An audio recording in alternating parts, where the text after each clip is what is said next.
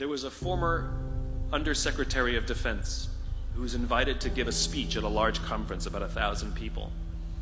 And he was standing on the stage with his cup of coffee in a styrofoam cup, giving his prepared remarks with his PowerPoint behind him.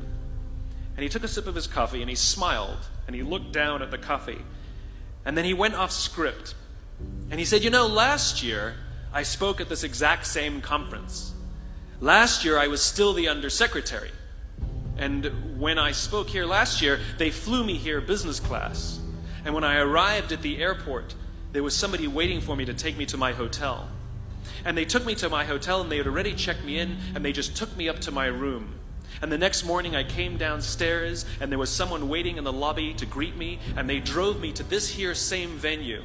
They took me through the back entrance and took me into the green room and handed me a cup of coffee in a beautiful ceramic cup. He says, I'm no longer the Undersecretary. I flew here coach. I took a taxi to my hotel and I checked myself in. When I came down the lobby this morning, I took another taxi to this venue. I came in the front door and found my way backstage, and when I asked someone, do you have any coffee? He pointed to the coffee machine in the corner, and I poured myself a cup of coffee into this here styrofoam cup. He says the lesson is, the ceramic cup was never meant for me. It was meant for the position I held. I deserve a styrofoam cup. Remember this. As you gain fame, as you gain fortune, as you gain position and seniority, people will treat you better. They will hold doors open for you. They will get you a cup of tea and coffee without you even asking. They will call you sir and ma'am, and they will give you stuff. None of that stuff is meant for you. That stuff is meant for the position you hold. It is meant for the level that you have achieved of leader or success or whatever you want to call it. But you will always deserve a styrofoam cup. Remember that.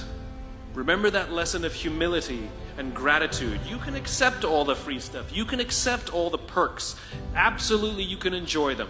But just be grateful for them and know that they're not for you. I remember getting off the Acela. I took the Acela from New York to Washington, D.C. And I got off the train like everybody else. And I was walking down the platform like everyone else.